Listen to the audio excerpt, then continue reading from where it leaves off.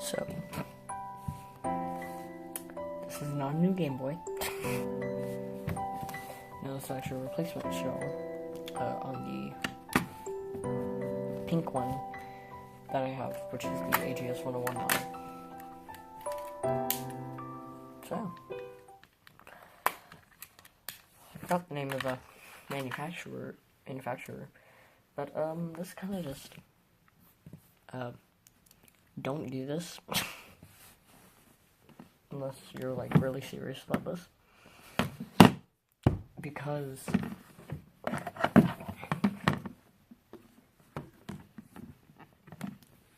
the thing about this is the hard part. The hard part's not taking out the components and putting them back together and making sure it's all working. No, the hard part, actually there are two hard parts. So, hard part number one, the hinges. Most third-party cases do not come with hinges. And that will set you back, if you want Amazon Prime like me, about $8. Now, you can always just get them from the original thing, but I screwed up one of the hinges, so I was like, nope. Anyway. So yeah. The second thing is, to connect the screen to the board, there's a ribbon cable. And sometimes connecting the ribbon cable can be a pain in the ass. So, if you're not into that, then I wouldn't do it.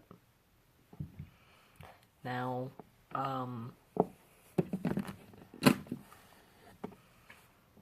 would I say it's more annoying than replacing the save battery in a Game Boy game?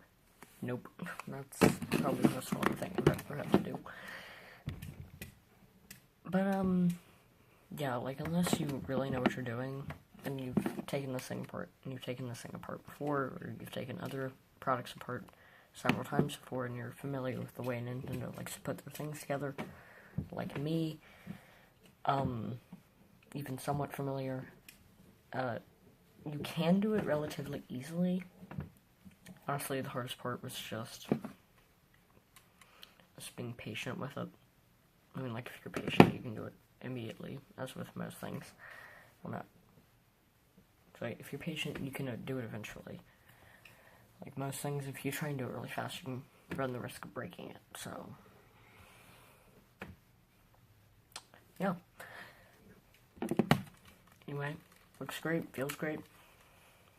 Really like how it looks in the black. The buttons, they felt a little cheap at first. I had a problem with the A button jamming, actually, when I was putting it together. But, I figured out how to fix it. Also, this case came with a replacement screen lens right here, which was actually very useful because the old one had 2 scratches on it that were really annoying. So, yeah. I mean, is it good? Yeah, it's pretty good. Another problem I had was with screwing it together. These third-party cases, they can be manufactured poorly at times, which means the screws and the way things in there go in can have problems. And another thing, oddly enough, well, not oddly enough, because it's me, the screen lens, when I was putting it on, I had a lot of trouble with it. I had a lot of trouble replacing it because of the fact that I couldn't get it to line correctly. So we just had to fiddle with that a little bit, and then I eventually got it perfectly, which I was really happy about. Then, yeah, I believe other than that, I had no other problems. It was pretty standard, just taking it apart and putting it back together. There's really only one thing that I really hate about it. Because it came with a replacement label, and the old one was scratched out a little bit. If you can see that. Hold on.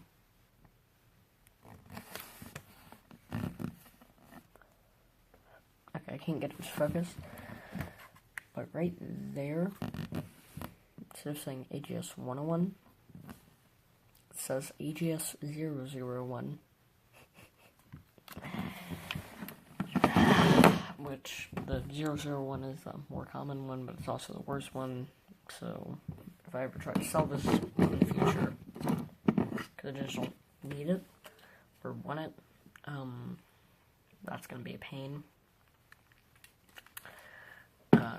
Proving that's a 101 rather than a 0. Though I still do have the original sticker and casing, so I guess I could just put it back together in the original casing and sell it that way.